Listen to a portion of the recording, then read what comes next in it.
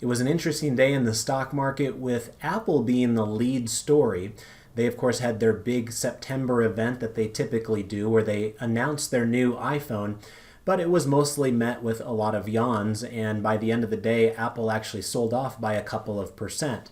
That, of course, applied pressure to the S&P 500 and the technology sector in particular, in addition to the NASDAQ. But it wasn't all bad here today. We actually had really strong performance out of the oil stocks. We had really good performance out of the financials today as well. So some of those value categories kind of spurring back to life here. We'll take a look at all of that, see what it means for our postures. We'll also take a look at our sector selector to see what sort of movements we've been recognizing lately. And then we'll get into a trade application example where I wanted to feature a rare speculative trade. I don't do long call options very often in this video, but tonight I chose to do that on a speculative biotech company that has a drug in front of the FDA that could very well be approved by the end of this year. So we'll talk through that trade idea at the end of the video tonight as well. Let's go ahead and get started. Welcome to the Market Outlook video presented by MarketScholars.com. I'm your host, Brandon Van Zee. It's September 12th, 2023. First of all, if you're new, welcome aboard. Remember to go over to YouTube, click subscribe on our channel, then go down below into the description area. Make sure you're signed up for our email distribution list, so that way you can be notified whenever we post these videos. You'll also see which stocks are giving you overbought and oversold cluster signals within the S&P 500 at the bottom of those emails. In addition to that, we're heavy users of Twitter, or what they call X these days.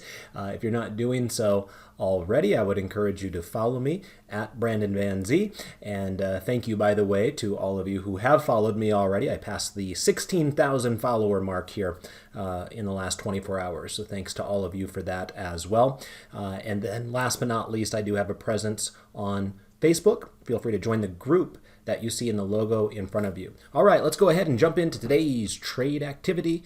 And you can see I've got the heat map for the S&P 500 pulled up here in front of us, and a bit of a split decision type of a day.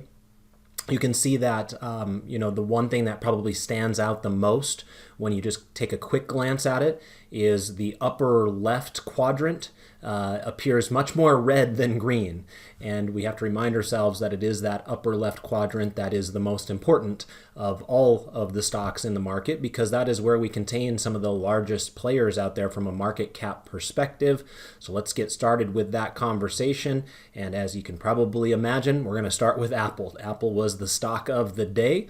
Most of you may be aware that Apple had their event today, as they oftentimes do in September, where they launched their new iPhone, and it was met with a bit of a yawn, I would say. There wasn't too many interesting new features that they were expecting. Obviously, the technology is always getting better and faster, and hopefully better battery life and all that kind of stuff. Understand there's going to be a new charging cord connection type of a thing, so nothing too extraordinary. Nonetheless, they do continue to innovate and improve their products, and have no doubt that they'll be able to sell plenty of iPhones around the globe. But for today, people took a kind of wait and see approach towards whether those sales will develop or not, and sold Apple, the stock, off by about 1.71% here today. Remember, that is the largest publicly traded company on planet Earth, and therefore also the most important company to the S&P 500. So today was a day where the S&P 500 was down more than 0.5%, despite the fact that we had a fairly split decision between green squares or rectangles, whatever you want to call them, and the red ones, right? You see plenty of green on the screen here as well, but we actually had a market that sold off by more than 0.5%. And so largely that is Apple to blame, along with their compadre there. Microsoft, they were also down 1.8% here today. Alphabet did not help. I understand they found themselves in some lawsuits there with some anti-competitive behavior, which they've been kind of fighting over the years, but they were down 1.2% today. Another Magnificent Seven company, Meta, or Facebook, is down 1.9% today. The two big kahunas out of the consumer discretionary area, Amazon was down 1.3% and Tesla was down 2.2%. The only one I haven't mentioned yet of the Magnificent Seven is Nvidia, which has been taking it on the chin a little bit more so in the last couple of weeks, but today was actually probably the best performer of the Magnificent Seven by being down just 0.68%. So all of our Magnificent Seven were in the red today, most of them down well over 1%, nearly 2% in most of the cases, and therefore today was a day where the big kahunas out there did apply extra pressure to the overall market, and a lot of the smaller players out there actually had a fine day. And so depending upon how your portfolio is structured, you may or may not have found some success today. If you have a portfolio that's more geared towards the Magnificent Seven, you probably had a tougher day. If you have a more broad-based portfolio across a wide range of sectors, you might have actually fared reasonably well here today. So those were the story stocks of the day. It didn't really help the case for technology when you see some of these brighter red squares over here as well in software. And the biggest victim in that regard was Oracle. They had their earnings announcement, and boy, that stock got hit. Usually that's not a stock that moves too aggressively. I was thinking to myself, thank goodness I didn't take one of those trades along the way, because I remember one of the days here within the last month or so when I was looking for market outlook trade ideas, like I oftentimes do, I had looked at Oracle, and I don't remember why I passed up on it. I don't know if the options contracts weren't liquid enough or what the reason was in the end. I can just tell you that it was on the short list for potentially doing a trade, and I'm pretty sure it was to the long side is what I was thinking about. So after seeing the results here today, thankful that I decided to avoid that one in the end, as Oracle was down 13% in a single day. That is not a normal occurrence for that type of a stock. They had been on quite a tremendous run so far in 2023. We don't really talk about them all that much the way that we talk about some of the other tech stars out there, but Oracle's had a heck of a year, but that all came to a pretty grinding halt here today with that meltdown. We also saw that Adobe had a tough day. That one was down about 4% today. That's also a very important company these days. Palo Alto Networks was down about 3%. So you can see, you didn't have any help from even the smaller players in technology to help bail out Microsoft and Apple. They just kind of added to it more than anything. In terms of some of these other areas, ServiceNow and Cadence Design, Autodesk, and Accenture all had tough days as well, down about 2-3% there. So those are all tech stocks that also added to that particular sector struggling. And while I haven't looked at the Sector 12 grid yet, we will obviously do so later on in the session tonight.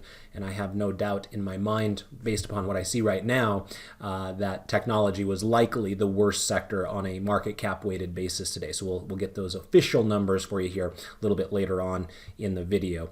And it looks like communications really didn't help much in that regard either. And then discretionary kind of was a little bit more hit and miss, but the big players were all down. So in terms of areas that did a bit better here today, you can see that energy had a great day. We've been talking about energy a lot in my top-down trend trading class here for about the last month and a half. Yesterday we reviewed a ETF that concentrated on the energy services area.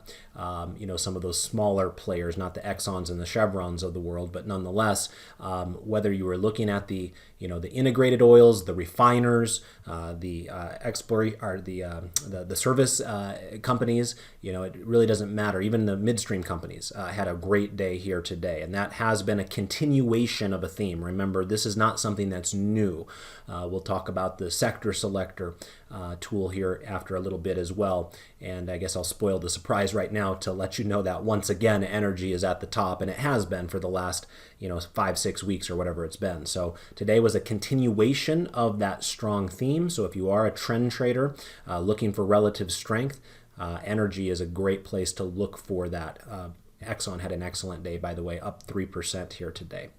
Other areas of outperformance, I'd say a bit of the healthcare stocks did okay, at least the important ones. And not to suggest that the smaller companies in the S&P 500 are not important, but obviously in this particular case, the bigger the company is, the more impact it has on the market. So from that perspective, it's Eli Lilly, Johnson & Johnson, United Healthcare, and all three of those healthcare companies did manage to close in the green today, despite the market being down over 0.5%. Another area that stands out to me in terms of some pretty decent performance would be the financials. And by the way, we did concentrate on the financials today in my dividend growth investing class. Remember, in this particular presentation that you find for free here on YouTube, kind of just help David along with his technical analysis stuff. And so the video is in that theme or in that vein of short-term trading.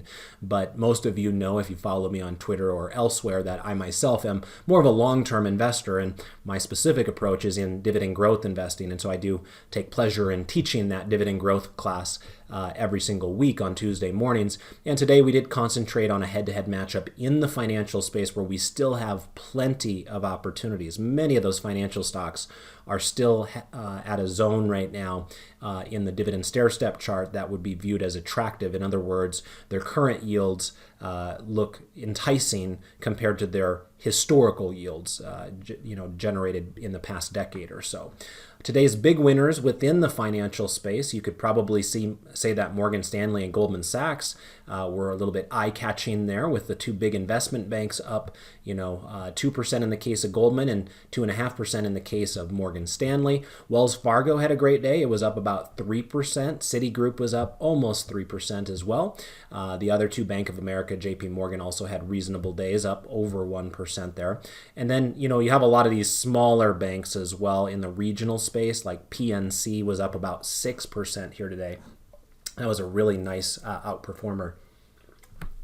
There's a company out here where I live in Utah. I've only lived here for about a dozen years at this point, so I didn't grow up here, but my understanding is that Zion Bancorp has been kind of an institution in this state for many, many decades, and it was one of the regional banks that got caught up in that whole crisis back in March, and it is down considerably from where its all-time highs were, but today it had a robust bounce back, one of the best performing stocks in the S&P 500, Zion, up about 7% here today. So those were some of your bigger movers across the board. Again, it was a bit of a split the decision type of a day, but if there's any themes that develop from this, the theme that's probably the most important is what's going on with the Magnificent Seven, and sadly that was more of a bearish tilt here today. But if you were looking for any areas of the market to help bail you out, you did have that opportunity in the oil patch, you had that opportunity amongst the financials, and to a degree you had a little bit of enthusiasm in the mega pharmaceutical healthcare types of companies that were out there. All right, let's go ahead and now pop on over here to the main part of the platform. Take a look at the specific numbers on our breadth breakdown, and we do have the S&P 500 pulled up here. You can see in the advancing column here today we had about 210 stocks, and so that was good for about a 42% hit rate to the upside, meaning that you had 58% or whatever it would have been then to the downside. So in other words, it was a fairly split decision type of a day. Yes, the bears had a few more on their side of the ledger, but it wasn't particularly noteworthy from that regard either. It was a pretty even keel type of a day, and that's important to understand when you look at the end result of the S&P 500. It was down 0.57% today, more than 0.5% to the downside on a day when you had about as many stocks up as down. And so again, reason behind that, S&P 500 is a market cap weighted index, and therefore Apple, Microsoft, Tesla, Amazon, those types of companies are going to have a bigger impact on the S&P 500. I'd imagine that if we pulled up the equal weighted version of the S&P 500, it fared better today. Let's go ahead and test that theory. Remember, you can pull that up using ticker symbol RSP, which is an ETF that tracks it, and you can see indeed it did fare the day much, much better. RSP was only down 0.13% versus the S&P 500, S&P 500 down 0.57%. So S&P 500 from an equal weighted perspective was down about 3 or 4 times as much as an equal weighted version. So market cap outweighed to the downside by those selling in Apple and all of that, and underperformed the equal weighted version by about 4 or 5 times there. Again, we're not talking about massive numbers here of down 2, 3, 4% types of days, but I just think it's interesting when we see these days, so I like to point them out to you because not all portfolios are created equal. And speaking of equal, had you had a portfolio that was exactly equal weighted on the S&P 500, you barely lost any money today. But if you had a portfolio that was tilted towards the Magnificent Seven, then you did struggle a bit more today. So you'll notice what that did in terms of posture to the S&P 500 because it did have an impact. You'll notice that the background color of this chart is that darker shade of pink. Yesterday it was that lighter shade of pink. Reason for that is that green, what you would call the intermediate line on the market forecast technical indicator, did cross below the chart's 50th percentile, just barely, but it did so nonetheless. You can see in the label there, if you ever need to know what the reading is for today, you can read those in those labels. They're probably a little bit easier for you guys to see rather than trying to squint really hard and look at the fainter numbers here up above there. So somewhat bolder numbers within the label. You can see that the intermediate line fell to about 48. So it did cross below 50 here from yesterday to today. That's why we have that color shift up at the top, telling us that we now have a strongly bearish posture once again. Now keep in mind, they don't last forever. They can be violent, so you have to be at least respectful towards them. But just as an example, back here we also got that strongly bearish posture starting on this candle right here.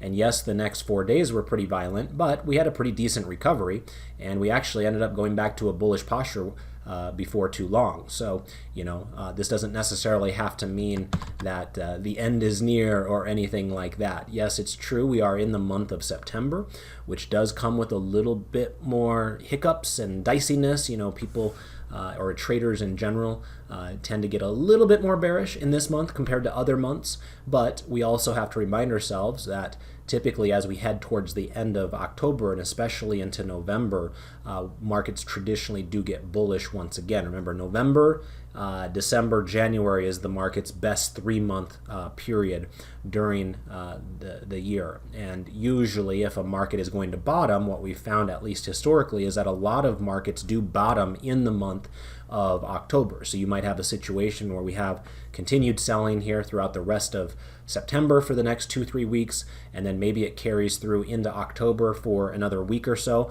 But then seasonality would suggest that the buyers may be willing to step in at that point. So we'll get through it one way or another, but just be aware we do have that strongly bearish posture back on the S&P 500. Price, by the way, is slightly above the falling 30-day moving average, which is why that 30-day moving average is yellow at the moment. At one point earlier today, it was below that falling 30-day moving average, and that moving average color was red. But by the end of the day, you had a little bit of a pop, just not so much, but just enough to get us back above the moving average. So we get any selling tomorrow, chances are pretty strong that that line will change back to red when David is with you tomorrow. In terms of the Dow Jones Industrial Average now, you'll notice that it fared much better today. And again, remember some of those names I rattled off during the heat map discussion. We had stocks like ExxonMobil. Actually, Exxon's not in the Dow anymore, is it? It was replaced here a few years ago, but its partner in crime, Chevron, is, and Chevron had a nice day, as did United Healthcare and Goldman Sachs, right? We talked about all three of those in the heat map, and they're all important players amongst the 30 stocks that make up the Dow Jones. And so today was a day where you did have the Dow hanging in there just fine, basically a flat performance for the Dow on the day when the S&P 500 was down by more than 0.5%. Remember, Apple does have a negative impact within the Dow, but Tesla doesn't, right? Tesla's not in the Dow, either is Amazon. So that's why you have a little bit more of an impact on something like the S&P 500. Plus, there's the whole issue of the Dow being price weighted as opposed to market cap weighted. So calculated slightly differently. Nonetheless, a reasonable day for those of you that were kind of hiding out in the mega caps that were out there, the blue chip companies. You can see that because of that resilience, you actually had a posture shift on the Dow as well. It's not rare to find multiple charts with a posture shift on the same day, but what is much more rare is for one of the charts to be going bearish on the same day that there's a posture shift of another chart going bullish, and that is what happened here as well. Oddly enough, the Dow has been resilient enough where that green line, the intermediate line, just barely went higher today. It's at 32 and rising, so we would consider that to be weakly bullish, not strongly bullish. And I think that's fair because, anytime we're below that falling 30-day moving average like we are right now, regardless of what the posture is, I'm going to approach it with a little bit more hesitation there.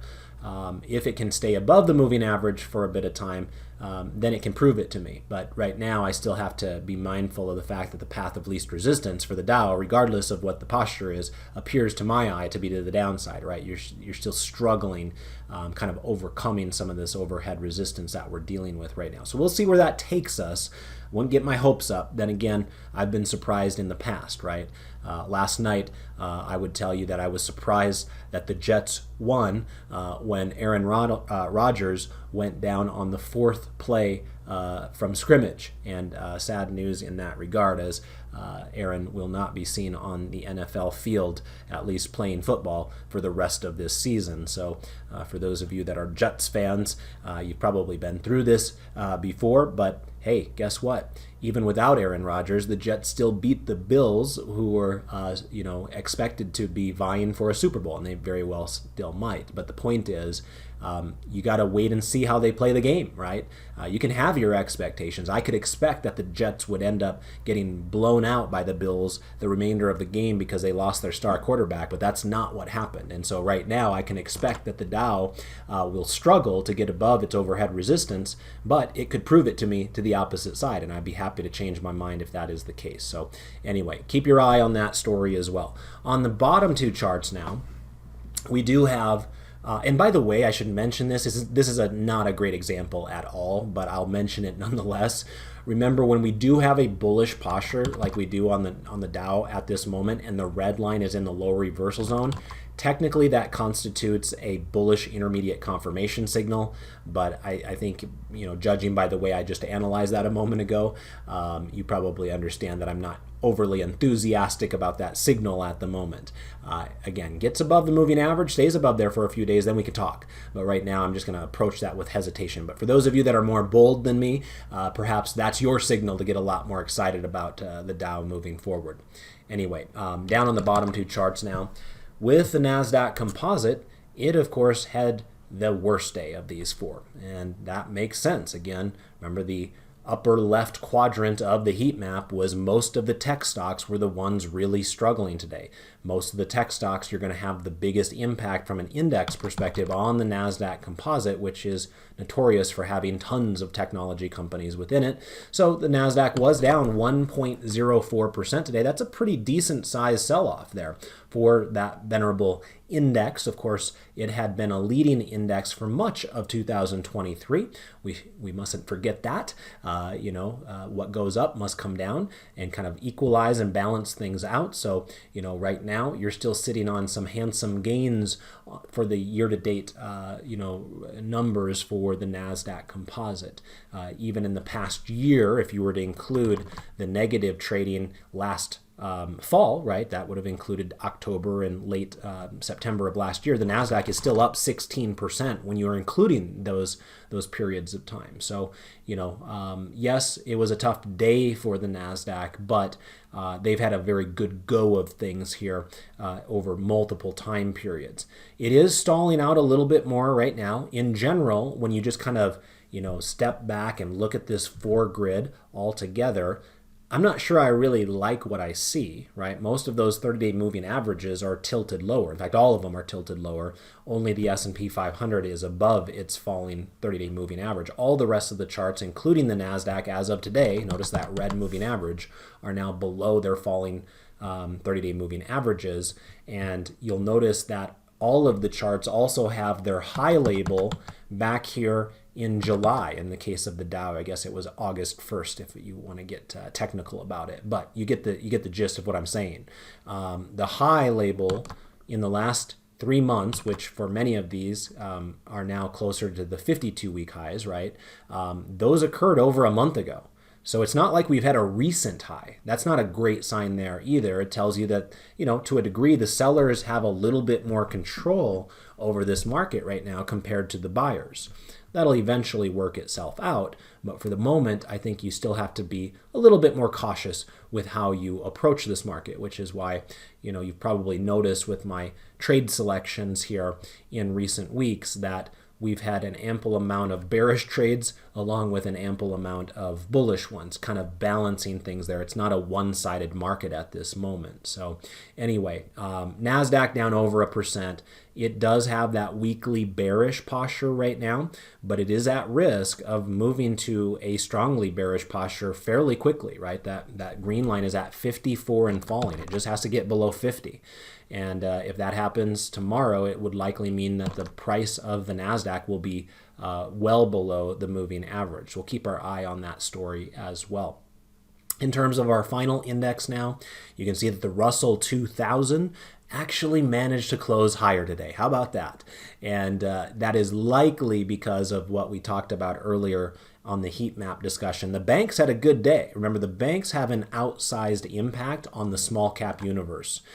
We actually talked about some banking statistics in my dividend growth investing class today. I mentioned before we talked about the financials, and one of the attendees of the class had mentioned in the chats that in the United States we have about 4,500 banks. Up in Canada there's only like 35, and really just 6 of them matter. So just kind of showing the difference between the U.S. banking system and the Canadian banking system. So that is to be said to kind of prove to the point to you that when you're talking about 2,000 small cap companies, there's going to be a ton of very small banks that make up that Russell 2000. And so today was a rare day where the banks came fighting back and offset any weakness that you saw in the other sectors from a small cap perspective and managed to close just a skosh higher. Not by much, but hey, something's better than nothing in that regard.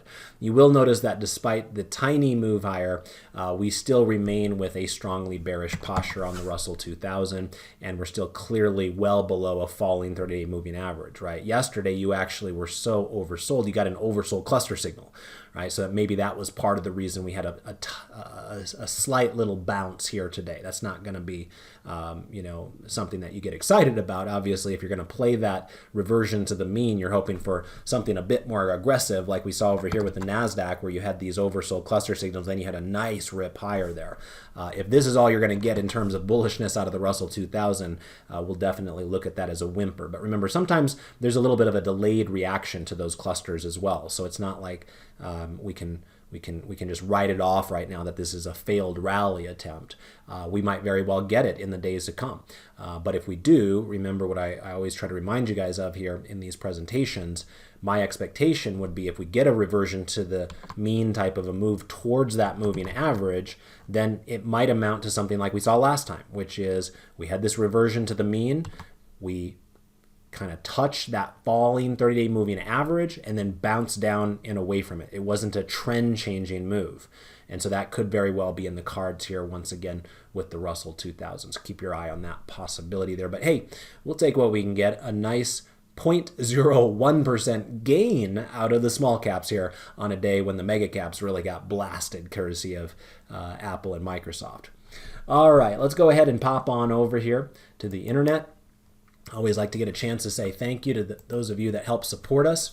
And again, appreciate those of you that follow me. I did cross over that 16,000 follower mark there, which is a nice round number. And so wanted to send a shout out to those of you that were in my Twitter interaction circle here. So if you see your picture listed amongst all these bubbles here, you're my super supporters that are out there. And I really enjoy interacting with you as often as I do here on X/Twitter. So it's been interesting to say the least to be on this platform over the years. I've met a lot of really good friends on this platform, believe it or not. It's a little odd to say that considering many of them I have never met in person. Nonetheless, unless I interact with them as much as I interact with, my friends from high school or college or what have you. So it is nice about our current world that we can have those types of socializations digitally if we want to. So thanks to all of you here especially. But also, let's do some shout outs to those of you that helped support my last video specifically. And hey, how about those Rams? I went into this weekend with very low expectations, considering our superstar wide receiver, Cooper Kupp, was placed on IR, meaning that he is not going to be playing for the first 4 games at minimum of the season. I thought, here we go again, because last year was not a pleasant one for Rams fans. But boy, they took it to the Seahawks there. And I know David's happy as well. For those of you that don't know, David is a big Cowboys fan, and my oh my, did they hand it to the Giants the other night. So we'll see where it takes us, but it's a fun time of year for both David and I as we get back into NFL and get that pigskin thrown around a little bit more. So let's do some shout outs here. Thank you to the 105 people that clicked like. Remember, anytime we're up and over 100 likes, I'm more than happy to give you an hour-long presentation in these free videos here. On the other hand, if you prefer the 15-minute quick hitter videos, then don't click like. And if we're under 100 like, then I'll keep it nice and short and sweet for you the next time I'm scheduled to do the video.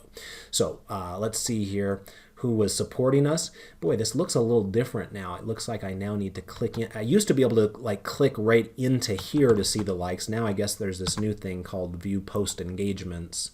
And then I guess I have to click likes up here. So thank you to Doss and to Brad and to Keith and to Dr. Bob and to Treen and to Irene and to John and Greg and Sandeep and Brandon and Dean and George and Ken and Claire and Pam and Surendhar and Robert and Marty and Tom and Margie and Jeff and Matt and John and the First and Steve and DGI and Options Daily and Arthur and Ash and Trunk and Linda and Irvin and Valerie, HR, Ram, Jim, Ayakipa, Paul, and the list goes on and on and on. I can't get to all of you here tonight, but every so often, hopefully you hear your name rattled off, and I really do appreciate your 5 seconds of clicking that button for me, and I know David does as well, so please keep that up with his videos as well.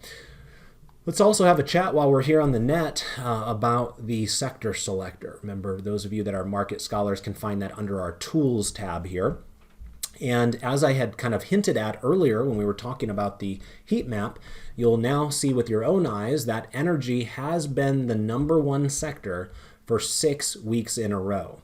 And so, we're not quite to the degree that we were last year after the Russia-Ukraine war outbreak of having energy be all by itself up at the top, but we're getting closer to that, if I'm being honest. It's just not as extreme as it was back then. Back then, it was like energy way up at the top, everything else way down at the bottom. Right now, the gap between #1 and 2 is not nearly as extreme as it was back then, but it has been widening, and today didn't help in that regard, right?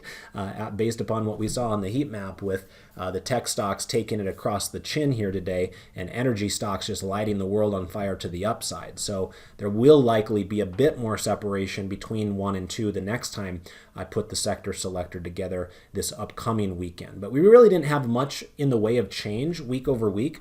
You'll notice that our top 5 positions stayed exactly the same as they were the prior week. So we have a lot of cyclicals and growth-oriented sectors that are still leading the way: energy, tech, industrials, discretionary materials. And then down at the bottom, we still have our defensives that are lagging. You've got your REITs, your healthcare stocks, your utilities, and your staples, a lot of interest rate sensitivity in those areas down below. Generally speaking, this is kind of what you want to see. It's not really helping the market's cause right now. As I mentioned before, we're still struggling with overhead resistance in the markets, but I imagine it would be even worse if we didn't have the breakdown in the sector selector that we do. So I guess we should be thankful for that at a minimum.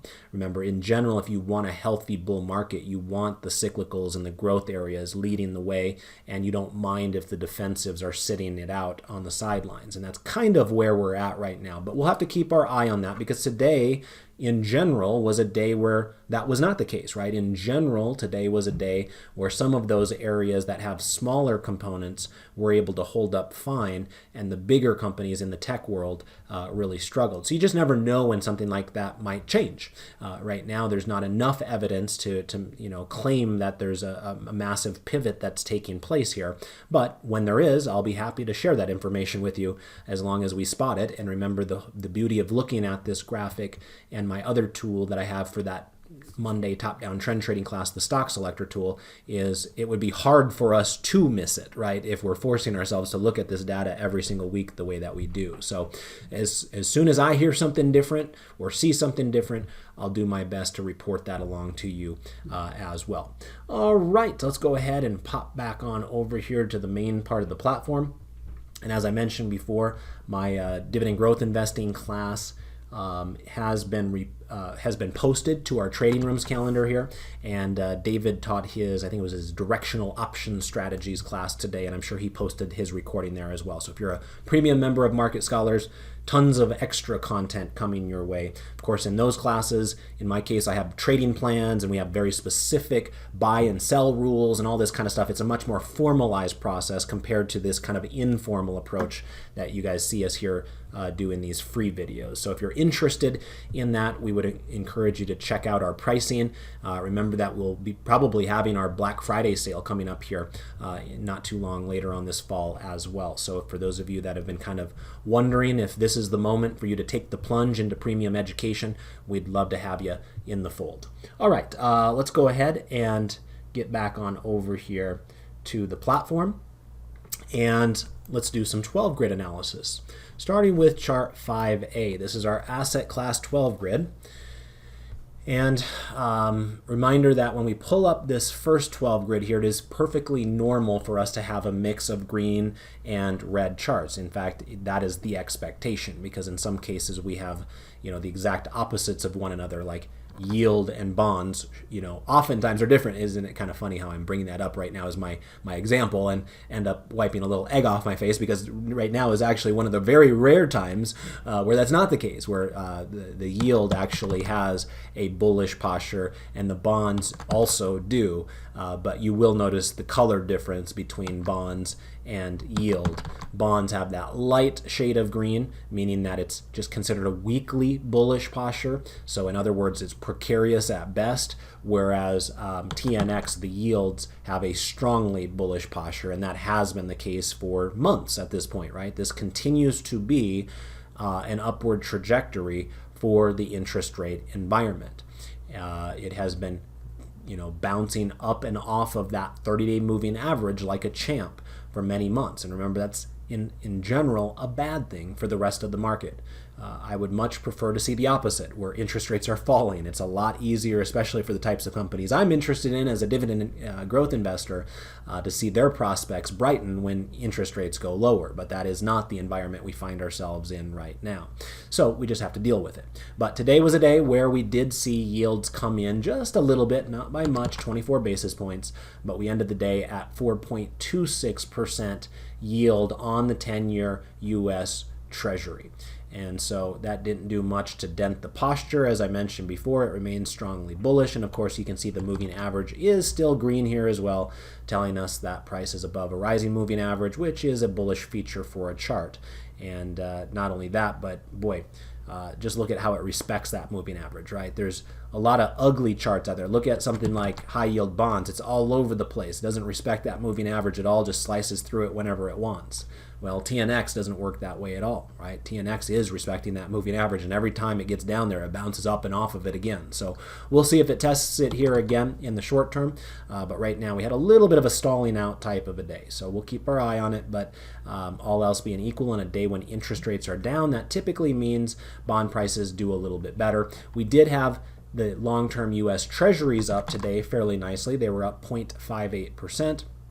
and we actually closed near the high of the day on TLT.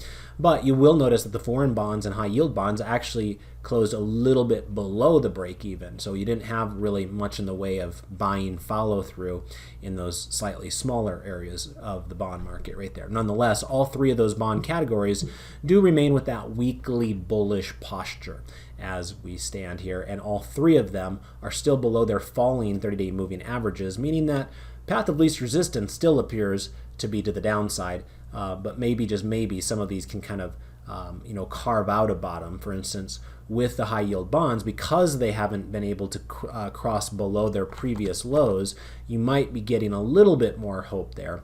But on the flip side of that conversation, you also haven't been able to cross up and above your previous highs. So you're just kind of stuck in this spiraling effect here, going sideways on those junk bonds at the moment. But for the most part, there's still a bearish lean on bonds here at the moment. In terms of the other bottom corner, let's talk about the bottom left corner now, where we have the US dollar. Remember, that thing has been red hot, and again, not what we want to see. Generally speaking, it's a lot easier to make money in the stock market if the US dollar is not the strong point within financial markets. We have a lot of multinational companies like McDonald's and Procter & Gamble and Coca-Cola and those types of companies that are headquartered in the United States, along with, there's a lot of foreign companies that we have access to as well. And all of those struggle on a relative basis when the US dollar gets strong, and that is where we're at right now. Very, very strong US dollar. It was up again today. We are still just a touch below where we were trading last week, but we're talking about, just a stone's throw from multi-month highs on the dollar. Of course, it remains with a strongly bullish posture, well above its rising 30-day moving average. When the dollar is strong, we have an opportunity for foreign stocks to be weak, and we also have an opportunity for commodities to be weak. And that largely held true today, with one exception. And the one exception is kind of an ongoing exception, it feels like, this year. That exception is oil. Oil is just dancing to its own tune right now. It could care less what the dollar is doing. Usually you don't see oil ripping higher at the same time you see the dollar ripping higher.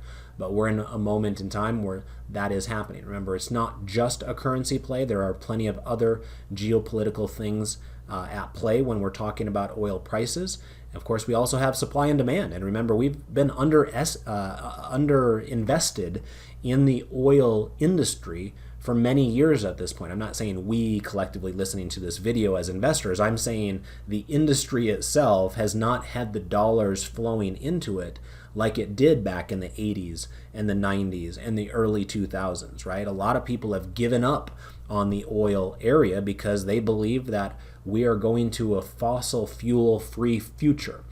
Say that 3 times in a row. But obviously that's not going to happen with the switch of a light either, right?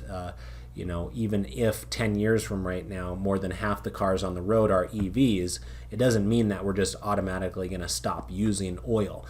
There's plenty of other uses for oil, including the asphalt that those electric vehicles are driving on, including the shampoo you find in your shower, and so on and so forth. So I don't think we'll ever completely give up fossil fuels, but it is true that we could have a ding in terms of the amount of demand down the road. But the problem with that is a lot of investment is kind of anticipating that, not wanting to be the last man around with no chair on the musical chairs, so to speak, right?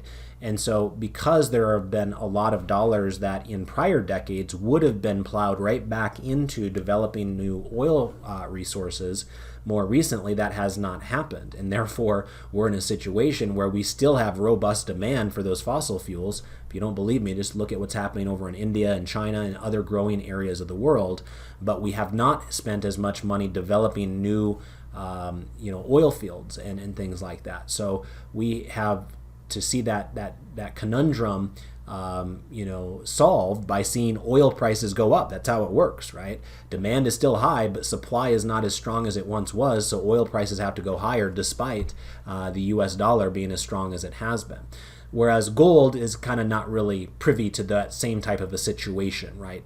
Gold is not necessarily going to be at some sort of a disadvantage if there's a whole bunch of electric vehicles on the road in 10 years type of a thing. So gold is kind of fulfilling upon its traditional role of when the dollar is strong, gold, the commodity, is weak. And you can see that gold was down over 0.5% here today. It does have that strongly bearish posture, and it is below that falling 30-day moving average. So once again, gold does not look that great.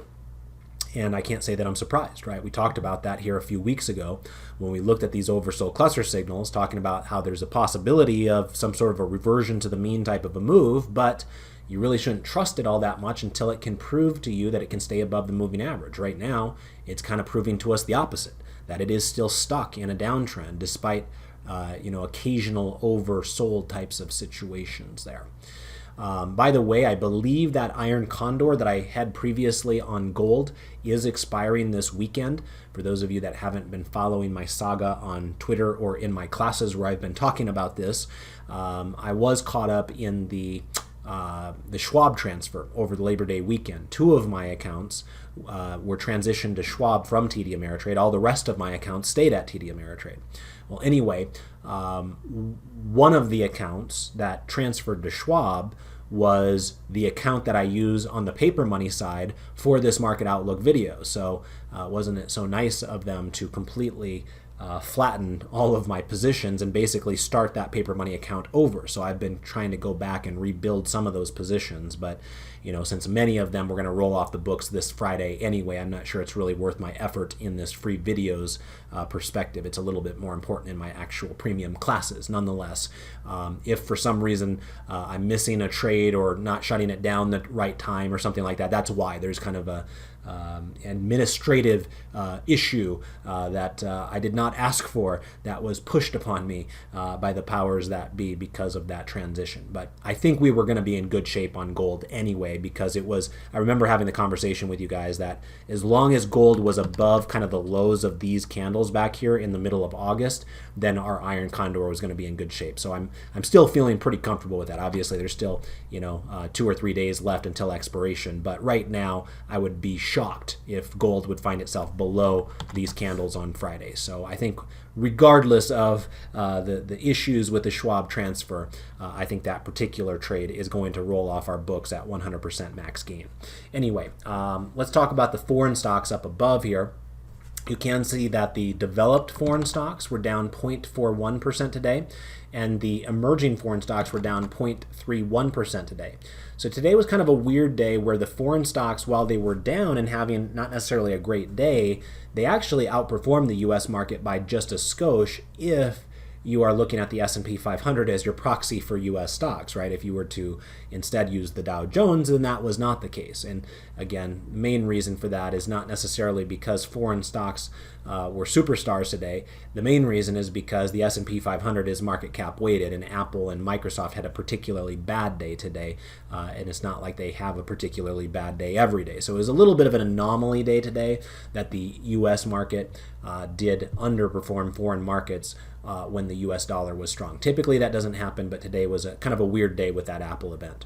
Anyway, you will see that the 2 foreign areas, whether developed or emerging, still have the strongly bearish postures, still below the falling 30-day moving averages. So we're not really getting any help overseas at this moment either. As we talked about the last time I did the video, there's a handful of individual countries out there that are hanging in there okay, India being one of them as an example.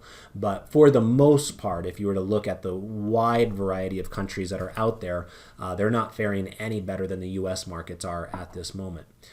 You will see that preferred stocks kind of have the same type of a feel with their chart. You had the reversion to the mean move after the oversold clusters on preferred stocks, just like you did with emerging markets. Both of them stalled out at that downward trending 30-day moving average and have been struggling to regain that momentum. So I'm not saying that it's for sure they're down and out. I'm just saying it's not looking all that promising here at the moment. So we'll keep our eye on it. But right now, both of those still lead you to believe that they're more bearish than bullish. In terms of Bitcoin here today, it actually had a reasonably good day. It was up about 3%, but you're just still stuck here in this, bottoming process. You're at a support level. I guess if you wanted to look at the bright side, you could say, hey, at least it hasn't really broken support, but it hasn't really advanced either. You're basically just stuck, going nowhere on Bitcoin right now, and it's just stuck here at the moment at 26,000.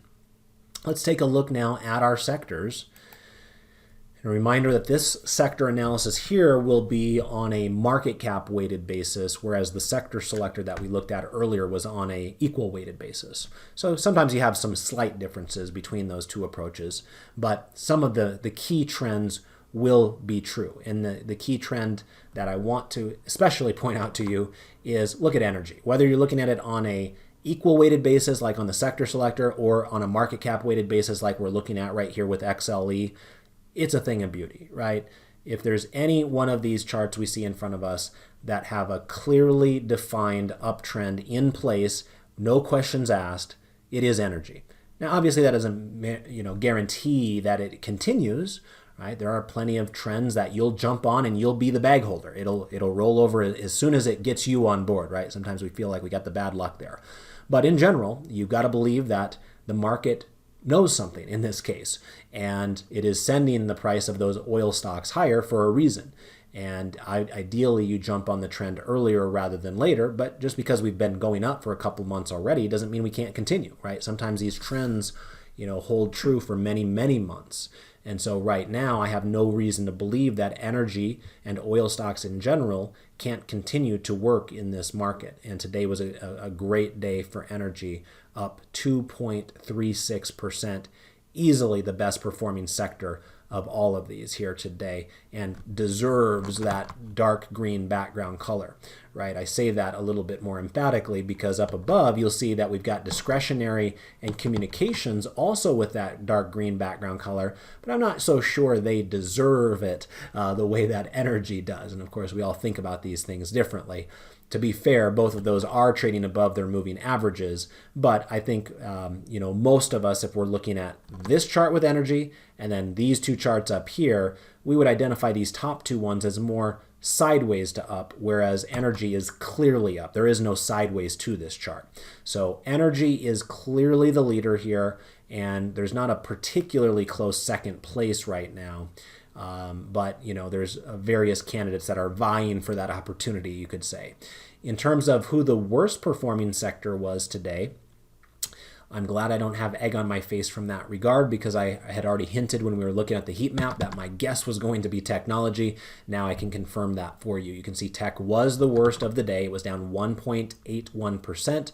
That was a pretty easy guess considering both Apple and Microsoft were amongst the worst performers in the market today, and they have the biggest impact on XLK, the technology ETF right here. But it was an important day for technology nonetheless, because for the last couple of weeks, we've been trading above the moving average. The moving average was largely going lower, so it wasn't all puppy dogs and rainbows. You'd like to see the moving average curling higher like we saw with energy back here, but at least you were seeing some signs of strength out of technology. And today kind of threw all that out the window, right? You had this nice advance over the moving average, stayed above there for a couple weeks, but with today's selling, you're back below that falling 30-day moving average again. Notice that moving average color changed from yellow yesterday to red today. So weekly bearish posture, but back below falling moving average on tech. And remember, tech is really the most important sector of all of these here. So if you want a broad-based advance in the U.S. stock market, you really kind of need the services of technology to at least contribute somewhat to that advance. And right now, it's kind of doing the opposite. It's giving the market an opportunity to kind of stall out, like we see over here on the chart of the S&P 500. So we kind of have mixed charts here. You have the one superstar clearly is energy. And I can also see why a lot of the defensive areas, something like consumer staples as an example, are near the bottom of the sector selector. But you do have some signs of maybe a little hope there. And I would say financials getting above their moving average today is interesting. I want to keep my eye on it. I don't think I'm going to I'm going to proclaim its choppiness over at this moment, but at least, hey, it's making an attempt here. And then communications and discretionary, at least from a market cap weighted perspective. Remember, from an equal weighted perspective, communications doesn't look that good. But right now, with a market cap weighted with Alphabet and Meta, it's doing a little bit better. Today was not a good day for it, but in general, it's holding up a little bit better. And then discretionary is holding up a little bit better as well. So on the whole, I would say things are tilting more bearishly in my eyes, and that shouldn't be a surprise, right? We've kind of had a bearish posture here on the S&P 500 more times than not in the last 3-4 weeks. So that continues to be the case right here. But if you're looking for bullishness, maybe energy is a good place to be hunting that down. Let's get into our trade application example now. And before we move from this 12 grid, I will just point out real quick that healthcare in the lower left-hand corner now does have a weekly bullish posture. I'm not going to rant and rave about this chart because it doesn't look particularly good, but it kind of serves my purpose because I will be doing a bullish trade on a healthcare stock here in just a little bit. So maybe that's just an extra item to add to any bullishness that we talk about here as well, that the sector itself is trying to find a little bit of support at these levels. So let me come on over here and we're going to pull up chart 1A for this discussion. Now, before we get started with the discussion, I am going to provide a disclaimer here. And some of you that are premium members of Market Scholars would have already read my disclaimer in the Telegram private channel that we send out. Because remember, we do these trades while the market is open. So that way, folks that are our premium members can consider the trades for themselves if they want. And I mentioned there in the Telegram channel that, hey, this is a complete speculation. I'm not even saying, hey, there's a hint of investment appeal here or anything like that. This is an out and out speculation. And I don't do that very often. For those of you that watch all of these market outlook videos, you'll know it is incredibly rare for me to buy call options. I remember a handful of times in the past where it worked out quite nicely, including with Starbucks and Discover Card. So there's been a handful of times in the last 10 years where I've done that, but it is very rare. If I had to guess as far as how often I show you a long call trade idea, I would venture to guess it's probably once every 5 or 6 months. That is how rare it is for me to do these. And there's a reason that it is rare for me to do these, is because they are low probability trades. When you are buying call options, you have to make the assumption you are going to lose all of your money with that particular trade. Now, that's the bad news. And the reason for that is largely because of the time decay that hits your trade. Remember, when you are buying call options, you are leveraging yourself. That's why they are so interesting to people with smaller accounts, because they can leverage a smaller amount of money to turn it into a bigger pile of money than they would be able to in the stock market all by itself. So there's both good and bad to that. The nice thing is you do have defined risk when you are buying call options as well.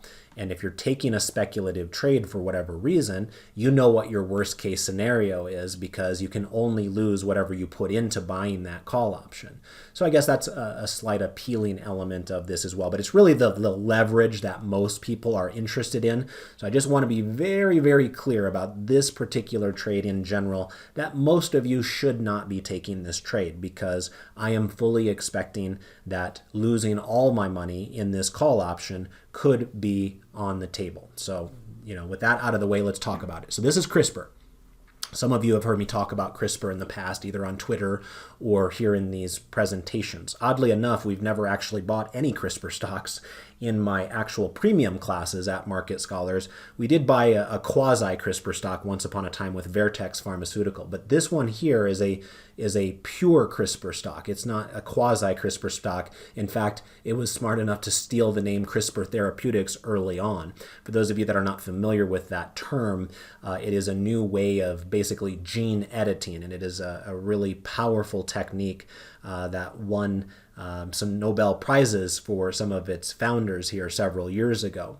Well, anyway, CRISPR, this company right here, has a potential treatment in the pipeline right now for sickle cell disease. And I'm not just saying that it will treat it, it will actually cure it if it works the right way.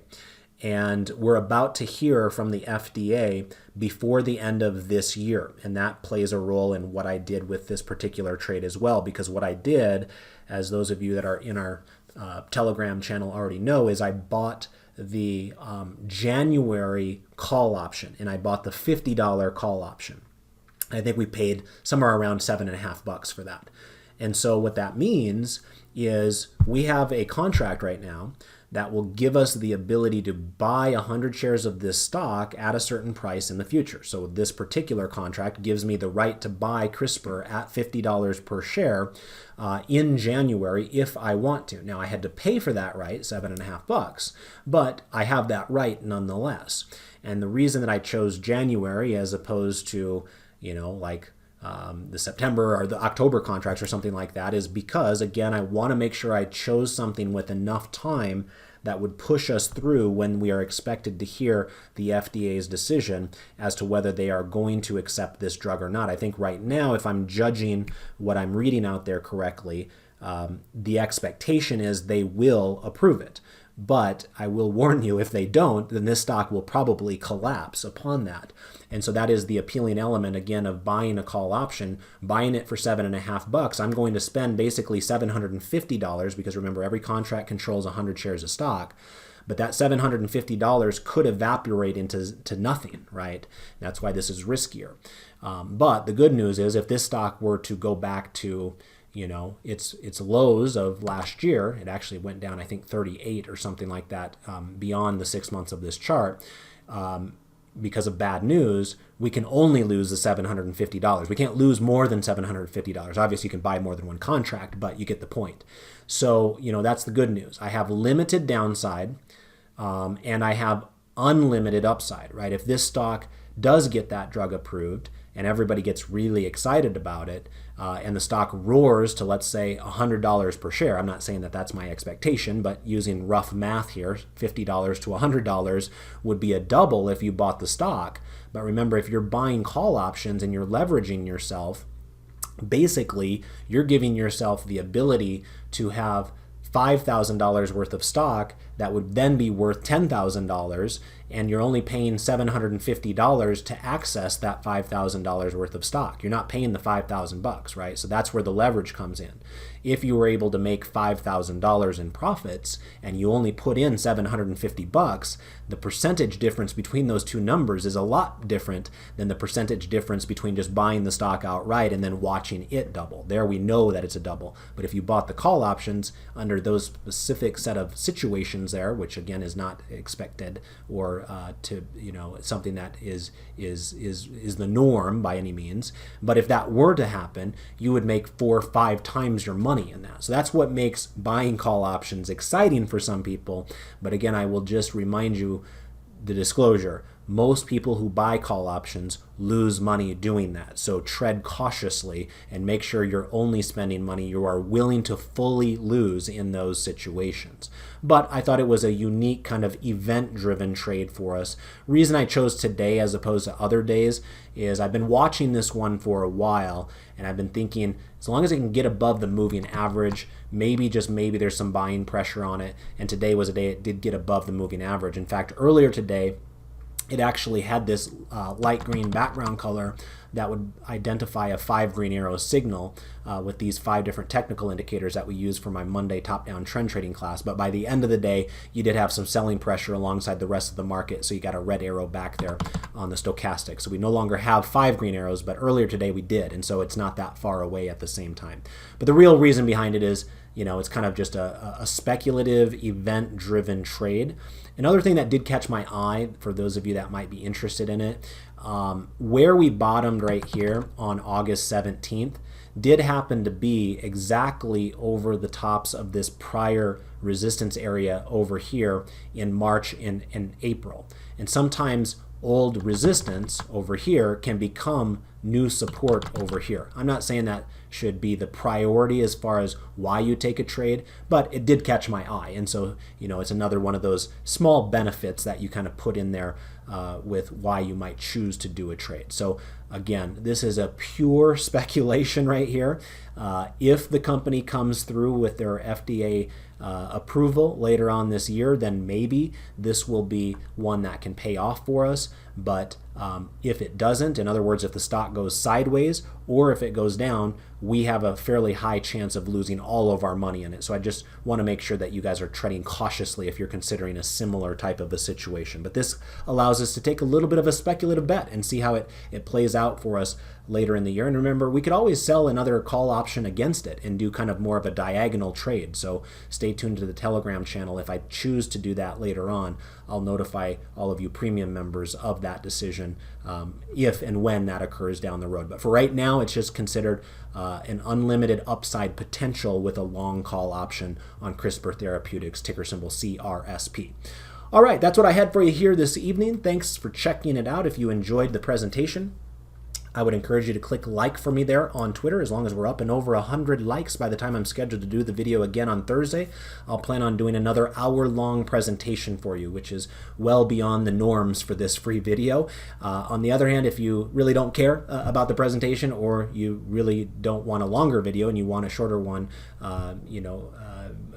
just because you need to get on to whatever else that is that you watch content-wise, there's tons of stuff out there, then don't click like. And if we're under 100 likes, then I'll just plan on keeping it short and sweet. So that way we let you guys decide collectively what you want to do. As always, I appreciate your support. We wouldn't do it without you. So thank you for that, and best of success with your trades and your investments. Goodbye for now.